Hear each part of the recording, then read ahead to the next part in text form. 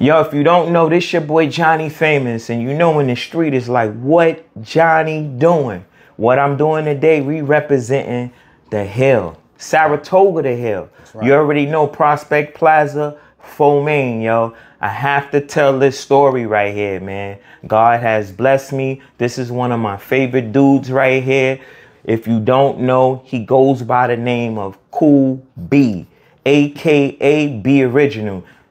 If it wasn't for him, I would not be that interested in rap because he had the bars. This is one of the first guys right here to bring music out in 430 Saratoga, up the hill, Brownsville. Yo, it's just a pleasure to be with you. I've always been telling you. It's not like I haven't never told you that. Yo, I've been on tour and everything, but it wouldn't be the same without getting inspired by you, my brother. And you mean a lot to me, and I just want to give you your flowers while you're here. And actually, this is one of my first interviewing somebody. So I said, let me just start with the hill where we from, man. Tell the people how you got your name. Okay, my name back then, my name was Cool B, right? I'm the youngest in my family. I'm the baby. And my nickname was BB. BB in Spanish is baby. You know, I come from Honduras. It's Caribbean and Spanish culture. And my mother used to call me BB. As I got older, everybody started calling me B. But I was cool with everybody. I was cool with the killers, the gangsters, the nerds. I was cool with everybody. So everybody started calling me Cool B. You know, I didn't give myself that name. Nice. They gave me that name, Cool Nice. B. Not with a K, because back then everybody was Cool this with a K. Yeah, yeah. But mine was with a C. I was Cool B. Wow, that's crazy. And before I was even School Blover or Johnny Famous, because of you, I know I had to hurry up and get a rap name. This was when I don't even know if I was counting bars correctly. We would just have long story rhymes. I just knew how to make it rap and rhyme. Because to me, you had this rhyme about free lunch or summer jobs. Summer jobs, that's right. Yeah. And it was like amazing. So I got hooked on story raps and, you know, all that from the Slick Rick and all that. So I named myself, I don't know if you remember, Rockin' J was my name. Rockin' J. I was Rockin' J. Yeah. But way before, after that, me and Lays did the Uptown 2. But, you know, we was definitely inspired by you, man. But that time was before Slick Rick, because that was like late 70s, early 80s. Yeah. 80, 79, 80, 81. Well, Cold Crush, all that, the tapes with the harmonizing. I didn't get a chance to go to Harlem World. Did you ever go to Harlem World? Definitely, that was my spot. Me, Rakim, Infinite, Vincent, wow, half brother from the second floor. Every Friday night, we went to the Harlem World. And the Harlem World was when I was a DJ back then. And for me, I wanted to make it to the Harlem World. Like making it to the Harlem World to just play was like getting a Grammy. Oh wow, that's crazy. So you DJ and you rap. Right. I don't think back then either you was a DJ or you was an MC. I did both. Yeah. So what made you like go against the grain and be like, I could do both when people were so locked in of like if you only could do one thing? I don't really know. I just like, you know, I like DJing. I like scratching. You know, I like DJing and I like rhyming. I like rhyming and stuff. I don't really know what it was something organic. Yeah. You know, something organic. Was you just writing raps or was you actually counting bars and all that? I don't know. Till this day, I don't know what bars are. You know, I hear about it. And that's crazy. You can ask anybody in Brooklyn, near around there, they came to our jams. And first of all, before we even get to who helped you carry the crates of music down the steps, what made you even fall in love with music? Well, like I said, you know, I was born in Honduras and I came to the United States at the age of 7. My mother and my father, in my house, they used to play calypso, merengue, Spanish music. Yeah. They would play a lot of James Brown. They loved James Brown, Al Green, of course, the Jackson 5. So it's a variety of music in my household, the Motown era. You know, so I played a variety of music, and it was just all around us. And my mother used to throw on, in the morning, I think WCBS. Yeah. It was a white station. Oh, okay. So I got to know Elton John, oh, so the Police, the Eagles. So you could still be a great producer right now. Yeah. I mean, you know. yeah. Nah, that's what's up. My oldest brother. I don't think you ever met my oldest brother, Mike. I probably, man. When I was in 7th grade, he was in college. All so, right, you have a few, man, and we looked up to y'all. But he was the one playing music. Him and his Oh, he the one was playing the music? Right, him and his friend Ben, Junior, and they used to play music at Junior's basement. They family owned a house on Legion Street. Yeah. And I went with him a couple of times to the parties in the basement, and they was playing a record called "Sexy" by MFSB. Oh yeah, I remember that. And then somebody was on the mic. They wasn't rhyming. They were just talking like hosted and like yelling like okay, and I was like, yo, like Hollywood would do or something like that. But I was like, that sound kind of nice, you know. Well, you should keep doing that. I was saying, he should keep doing that. He wasn't rhyming, but he was just but he was just hyping the party. Right. It sounded kind of nice. So you know, and he got us interested, you know, in music. And hold on, let's pause for 1 second. What year was this? That was like 75. Wow. 75, 6. Something like that. You know, that's way back and stuff. You know, and but that inspired me. But the ones that really inspired me to be a DJ was a group called the Electrified Sounds. Nice. App and Sydney B. I used to see him in Dean Street Park. Did they ever put a record out? No. This is 70. All right. Well, yo, shout out to them. You know. App, peace be upon App. He passed away back then. Okay, peace. But they was Electrified Sound. They had a white console. They had white speakers. Oh wow, killing it like that. They had lights. They used to wear white suits. Oh man. And if there was an argument in the audience, they packing up. Straight like that. Nah.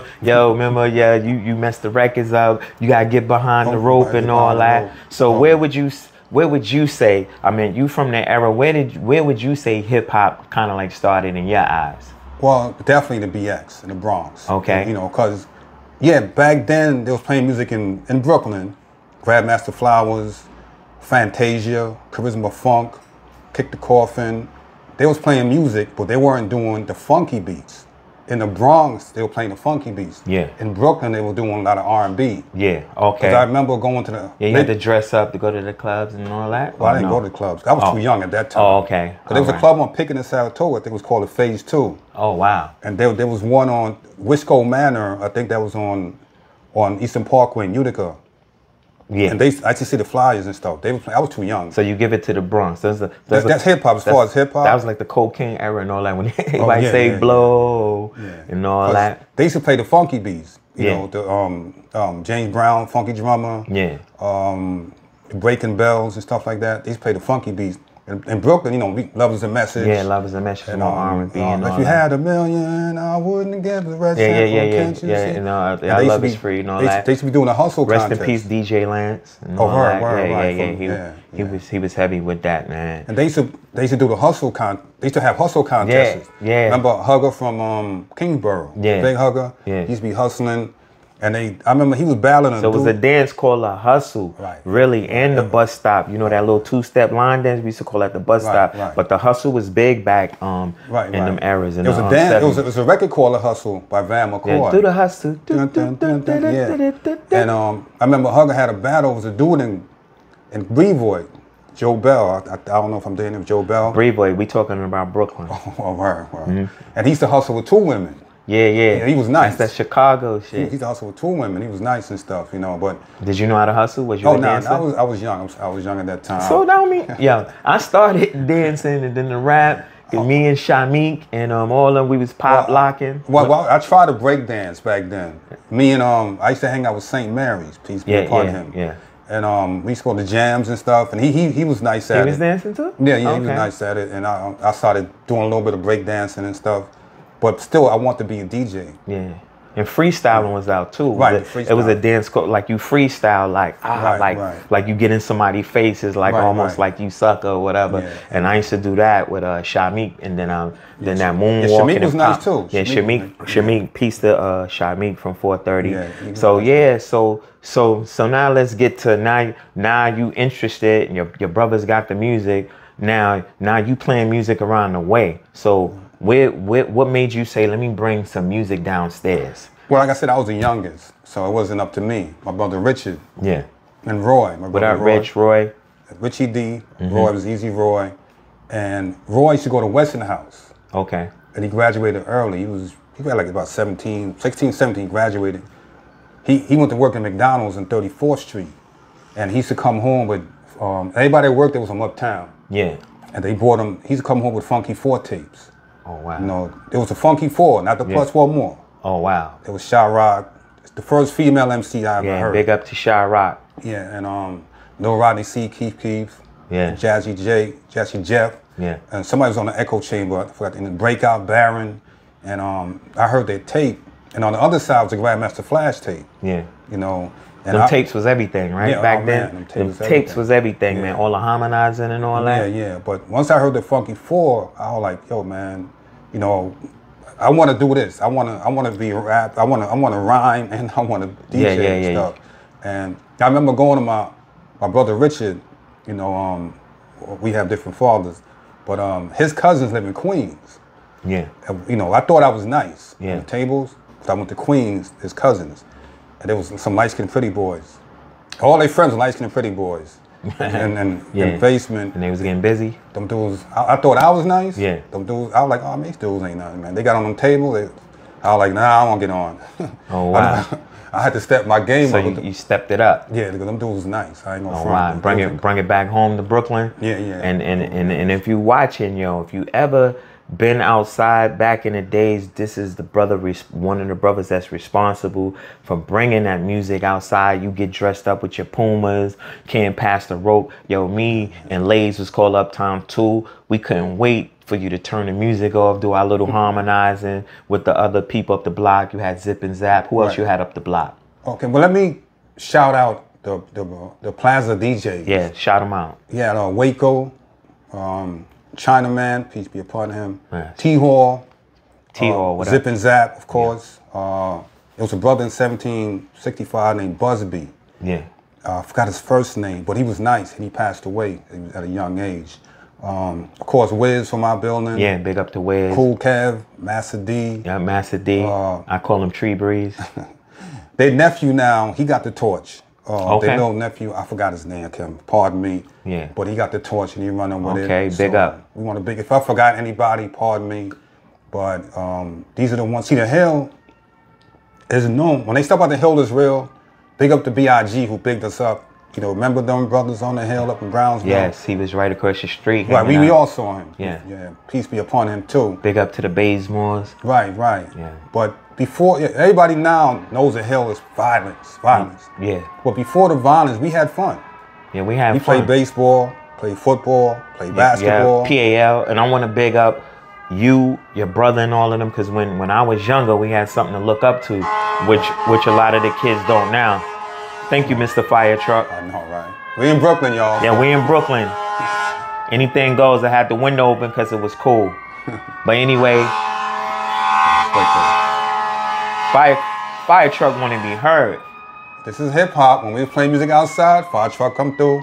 Yeah, come through, just zip everything. And it wasn't that many guns, but it was just enough to end the jam. Right. But what I was saying was, getting into the PAL and playing stickball and hammer. We actually played games because there was no cell phones or before beepers and all that. So we had fun outside. It was probably like one heavy set dude in the whole neighborhood because you was outside burning. Right. You know what I mean? You walked around, man. Big up to my whole building, 430, man. For 15 floors, man, that building. For life. There will never be another building like it. It would never be, man. There will never be no building like it. So who was your main go-to person to help you bring the crates? The whole building was helping. I know I was. And he lived on the 14th floor. When the elevators was broke, we didn't care. We was, It was. That's how much love it was back then. Like nobody even like, nah, man, nah. They're like, yo, can I help? Never help? You wanted to can help. I help? You know, and big up, peace be upon him, Charlie Jr. Charlie from the 5th floor. Yes.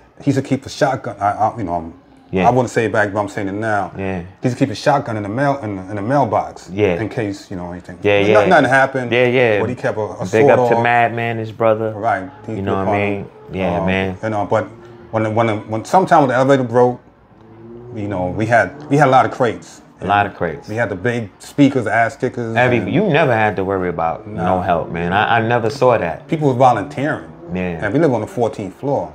and we Yeah, carried you was it 14, I was 15. You Right. was 14C? Yeah, I 14. was 15B. Yeah. Yeah, man. And, Big up to 430. It tore our building down. You saw what they got over there now? Yeah, yeah. I So mean, the gentrified 430, I Yeah. call it and stuff. But it's, I mean, you know, time bring about a change. Yeah, yeah. And it brought about a change for the better. Yeah. You know, because it look better now. They don't know the blood that Yeah. runs through those streets. Facts, facts. So who was your main little hangout crew? And you know, and a lot of them not here. So Right. let's talk about that too, man. Right. Peace be upon my man Infinite. He was one. Was he the first one in our building, like a young person that get killed? That passed away. It's our age, from our generation. So when you say passed away or got killed, Or got killed. Yeah. Right. I don't like saying that Yeah, word. yeah. But he passed away, unfortunately, at a very young age. And then my man Rakim, peace be upon him. When we played music, he was D-Rock. Yeah. His government name was Derek. So Yeah. he was D-Rock. Yeah. And it was all three of us. You know, we went to East New York High School together, which is now Transit Tech. Yeah, that was your right hand. Yeah. It was all three of us together. Then, you know, and Infinite passed away. And then years later, Rakim passed away. Wow. And, so, you know, I'm here, and I'm always, my son right here, Justice. Yeah, you got your boy in the His room. name is Justice My dude. Rakim. Yes. Justice Rakim. Peace. So that name is going to be here, you know, for a very long time and stuff. And what year did you turn righteous or God body? I got knowledge in 1982. You know, I just graduated high school. That was 80% of our building turned that. Right. Because, you know, I grew up with the gods and the earths in our building. And it's a story, you know, it's a funny story, right? When I first moved in 430, down the hall, 14G. Saratoga. Right, was the West family. Yeah. And I mean, Big up to the West, big up to Right, Unique, right. big up to C. right, and their older sister, Joanne, she had a relationship with a brother named Master Zigzag Zig. Yeah. Zig. Yeah. He used to catch me and my brother in the hallway. I'm like, oh, don't you know who you are? You're the original man. And be like, yo, you know, I was like 11. Yeah. And it got to the point we would run from him when we saw him. Wow. And we wouldn't even ride the elevator with him, you know, but he was always just building with us and stuff. So when I got into high school, fast forward, when I got into his a lot of guards in my high school. And there was some guards in my class. And I went you know, there was a brother in my class. Yeah. His name was Father Naquan. He sat in front of me. And him and the teacher was always arguing. She's like, put those away, put that away. Yeah. And I'm like, you know, he put it away. 10 minutes, they bring it back out. This is all What was period. it? Knowledge? Like, oh, okay. Right. So I asked him, well, what is that, man? Because you adamant about this, you know. He said, I'm studying supreme alphabets. I'm like, alphabets? I mean, in the 9th grade. What are you talking about? Alphabets. And he was like, nah, supreme alphabets. You know, this is what the 5% of studying, this and that and that and that. So in the lunchroom, the guards had a big cipher. So I saw him there. So I went to see what's going on. And when I got there to the cipher, they opened up and let me observe. And the guard was in the middle building. Yeah. The things he was saying was the same thing Zig was telling me. Yeah. So he really planted that seed. Yeah, I seen y'all, man. He planted that seed. So And the first young brother my age to get knowledge was C. For Real. oh yeah, big up to C. C. For Real. He was He was the one of the first? yeah, the first one that got then Born Understanding. Okay. And how long did it take you to learn your 1 to 20? It took me about, well, I would have got it in 6 months, but I got knowledge in November '82. Yeah. Right? And April '83, I went in the military. Yeah. So it usually, you know, if you study, it usually takes 6 months. Can you break down for the younger kids what being a 5%er or having knowledge is? Well, being a 5%er, well, our lessons say that we're the poor righteous teachers, and we don't believe in teaching the 10%, and we are wise, and we know who the true and living God is, and we teach that the true and living God is the Son of Man, supreme being, black man, and we teach freedom, justice, and equality to all human families of planet Earth. You know, having knowledge itself, and the first thing we learn in the nation is a dietary law. What to eat, what not to eat. Because if you're eating the wrong foods, then you're not going to live right. Yes. And then after the dietary law, we go on a 3-day fast to cleanse our system. And then we get the alphabets, pardon me, the mathematics, pre-mathematics. And the first principle of supreme mathematics is knowledge, which is to know, look, listen, observe, and also to respect. If you don't have no respect, you don't have no knowledge. Yeah. And respect is a common factor of the universe. Even if we don't like each other, we gotta respect each other. That's what's up, man. And we was taught to respect all religions, all human families, you know, and this is how we live. We wise and civilized people. Wow. And back then, having knowledge was like a big thing, you know, because you was protected. Yeah, and I said like that's why like 80% of the building, and would you say a lot of these brothers don't represent the same system, or they just use the name? Because there was a lot of protection going on back then. Back then, a lot of people got knowledge, became 5%ers for that very reason. They was protected, or you could get girls back then. Yeah. You know, it was cool. Speaking of girls, who did you have crushes on in 430 Saratoga? You know what I mean? Who did you? Because I mean, your era's a little up. I had a crush on like all the older girls. Damn near one from almost every floor. Well, you know, I come from a different era where at 14, 15, 16, I wanted to be in the NFL. Yeah. I want to play baseball. I want to play basketball. Well, was it one pretty girl in the building that you was like, damn, I wish I had, or she was older, or whatever? See, I was shy back then. I'm not shy now. Back in high school, man, I used to write chicks' name in graffiti and just come home. I used to look at damn. You don't want to say today? All right, what floor? What floor?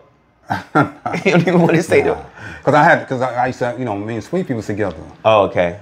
You know. Nah, but this is just a crush. But she was older. Yeah. Leon's sister. Okay. Her name was Anita, Aretha. Okay, what four? Oh, okay. All right. What day you have it, man?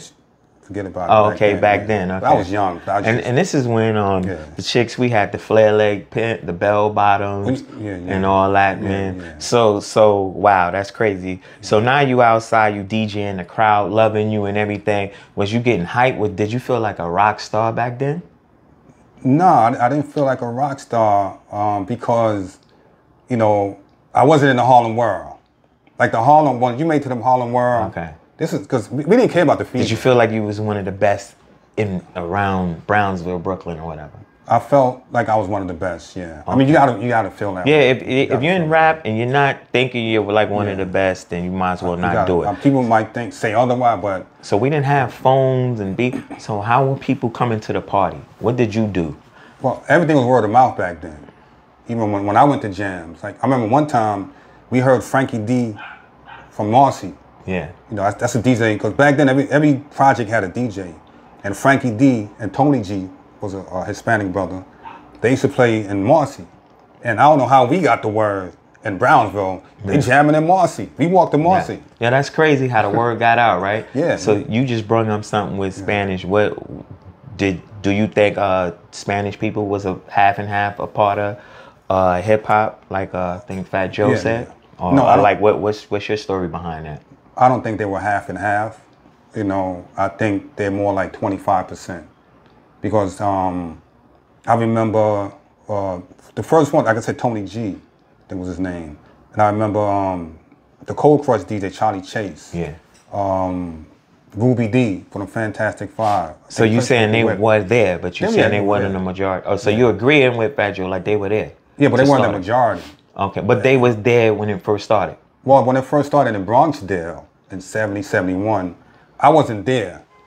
But from what I've heard, you know, because back then everything was so segregated. Yeah. You know, everything was so segregated. When you was getting chased, you had to know somebody to go in all these neighborhoods. It wasn't so broke up like this. Like, if you wanted your name out, you had to go to the neighborhood. I had to go battle, the rapping, dancing. I had to go there because I couldn't post it on Instagram and just get hits. You had to be there. Right. So besides that, did we have any flyers too? Was they giving out flyers back then? Yeah, I used to collect flyers. Oh, wow. You know, I used to collect flyers.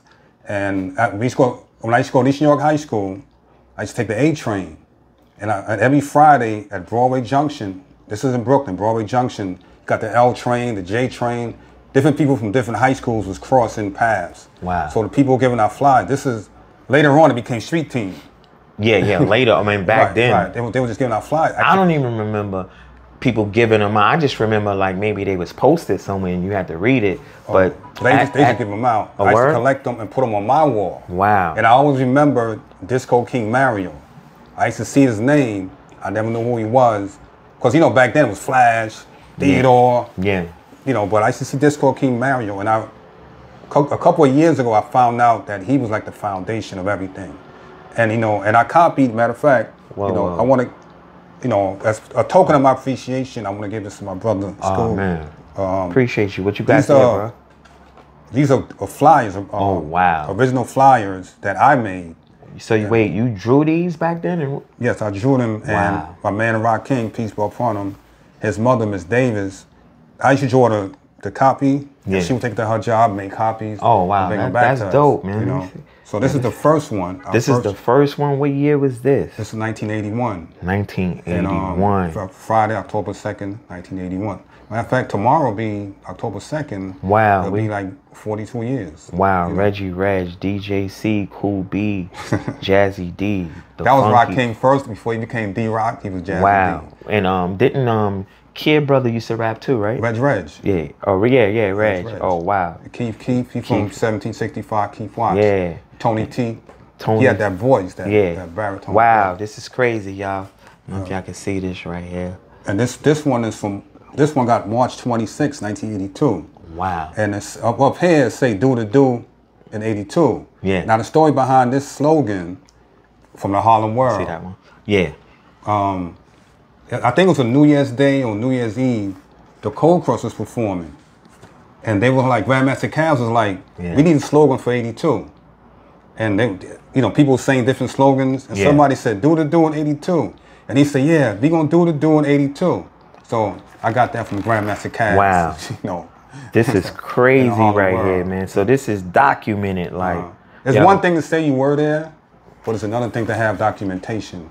We were there, man. And I'm giving this to my man School. Oh, you giving this to me? Yes. Oh, man, I have the originals. This is original. These are originals. I got copies. Oh, man. Yo, thank you, man. These are going right up in the room. Yeah. And, it's been crazy, man, just having you as my first guest and, you know, like to do this the right way and put this on YouTube and spread the word. Because our neighborhood was, much as it was crazy, it was the best growing up. I moved there from when I was maybe like 10. I had a little fight with Biz and Lays, which I named them Lays, which Lays and Biz is some of my best friends right now. Me and Lays is like day ones. I think everybody had a fight back then with somebody. Well, yeah, got jumped. His moms came out, and that's what it was about. Yeah. It was no gun or nothing, no knife, and it was like, yo, that's my friend. Let's go play in the mountains. Yeah, it's called rock fights. Yeah, the Cadillac. We up by the tree playing ball. Yeah. Oh man, that was crazy. You know, we built that tree. We built that. Yeah, at the tree. I got pictures of us, you know, with the hammers and all that. I need that. The thing was, my window was in the back. I'm the only child, of course, you know. Yeah. At 8 o'clock or sun going down, my mom's be yelling out the window, Johnny! And you know, that court, I was on the 14th floor facing the tree. Yeah. They had a chain there. Yeah. And you could hear when somebody was on there. You like, yo, I'm going outside and play. Yeah. And then we used to play baseball in the back, stickball. Baseball, football. You had Ev. No, well, you had Ev, Smoochie, and Donald hitting the goddamn ball on the roof. Over on the roof. Across Eastern Parkway, and Donald hit the ball past the 15th floor, like straight up in the air. Yeah. Oh, yeah, because we used to play stickball in the back. Right. Stick. So we came from the era stickball. All right, was you nice and Skelly? Yes, I was. I would play Skelly right now. I think one of the people that could bring Skelly out to a high level if Jay-Z put that game out. Somebody like the street. Yeah, that's what's missing now. The kids are indoors now. They're not going outdoors. Yeah, we had to eat dinner at the table. Right. It was like one Chinese restaurant far away. Right. I think I taste like 2 shrimps out of a whole box. I didn't even eat Chinese. That was like luxury. I didn't even eat Chinese food back then. Oh, okay. You know, I don't eat it now. We had that one McDonald's down. It wasn't all the food everywhere. So you stayed and going to McDonald's was like a treat. Yeah, it wasn't like I'm going to McDonald's. It's like you've been good. Right, yeah, it was like a treat and stuff. Other than that, your change, you go across the street to the game room, right? Right, and downstairs, big up to Coolio. Yeah. Parnell, they had the game room down. It's called Down Under. Yeah. It's called Down Charlie, Under. the barber shop, on the corner store. Right. Everything, man. But people came around our way, man, to check you out, man. And I just want to give you your flowers while you here, man. And this interview was well needed. I appreciate you for coming and doing this with me, man. Is there anything else we need to tell the people about our music come up? Because this is before, you know, School Blubber, Lazy, me and Lays, Uptown 2, MOP, Smooth the Hus. This is like the originator right here from Saratoga, from my area. You know, this is who I looked up to and started me off right here, and it's been a pleasure. Anything you want to say to the people? You know, my name is Be Original, Allah.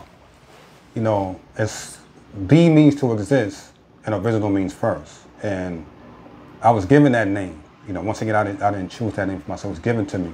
You know, and B, I said B means to exist, original means first. I was the first to exist, doing the hip hop on the hill, you know, because I started with my brothers, you know, big up to them, Roy and Richard, big up to them. We built our own console.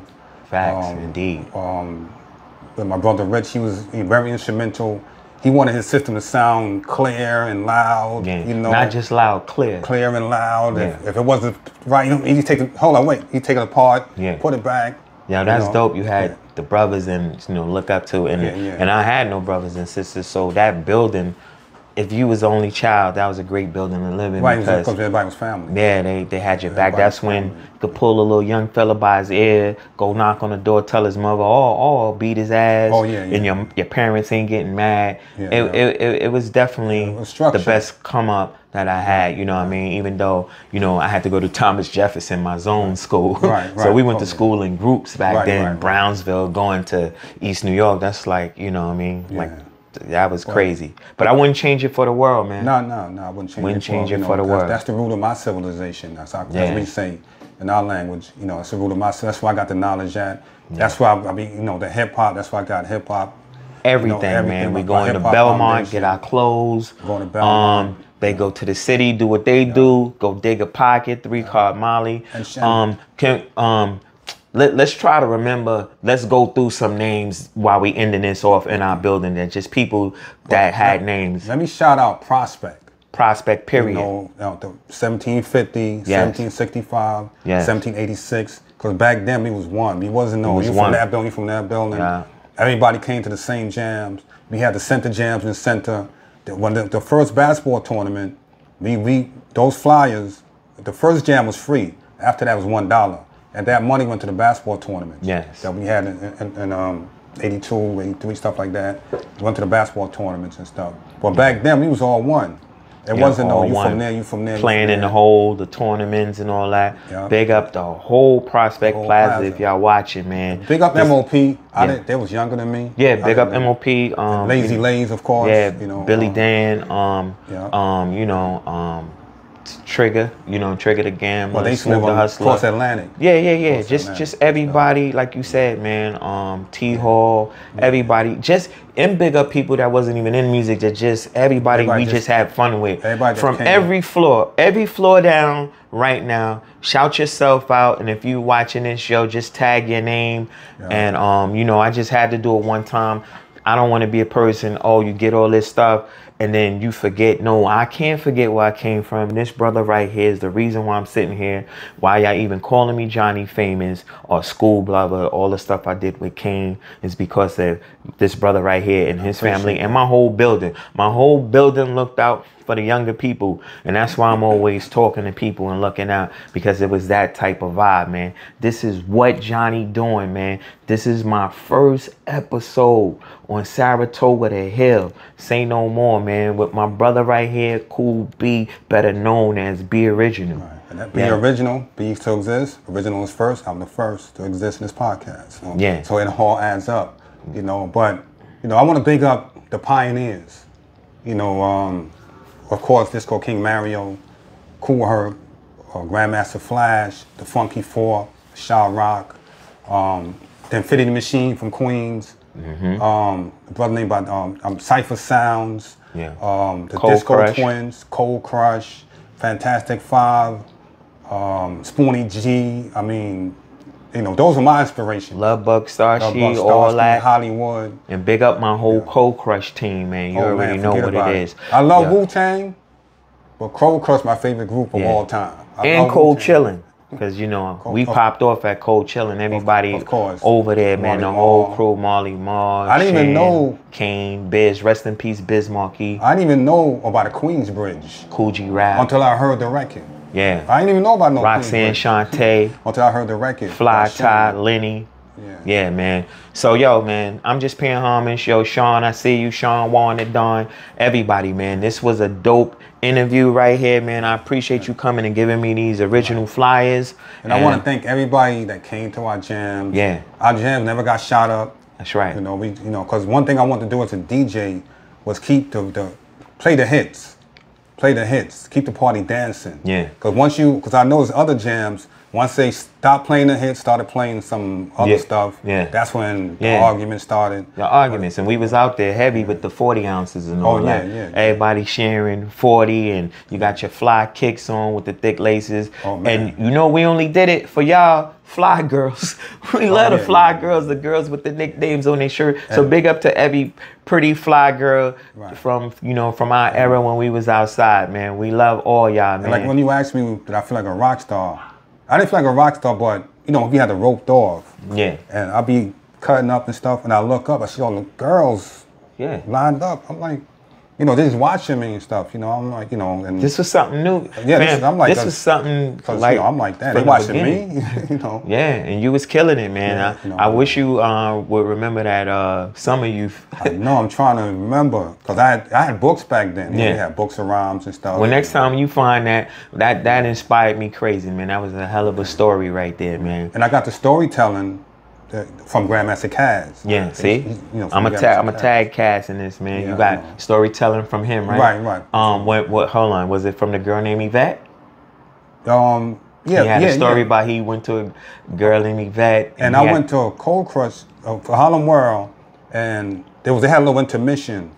And somebody was talking smack, and Caz was like, people always talking smack when we got intermission. And what year was this about? It had to be 80, 81. Or 82, one of those, and Caz made a rhyme about that. Yeah. Every time he turned the music off, some duck in the crowd started talking. Yeah, I was there. I was there when he said that. I was like, damn, you know, he's doing it. Yeah, I'm about to get them. I'm about to get all them harmonizers. About to call my man Jazzy J up, man. Yeah, if you ain't harmonized, me and Lace had a million, so you would take the commercials and just flip them and TV shows. I had a McDonald's, Gilligan's Island, Jordache. Oh man, you know, it's Scoob and Lazy, boom. Boom, back, boom, boom, back. Driving all the fly girls crazy, just drive them.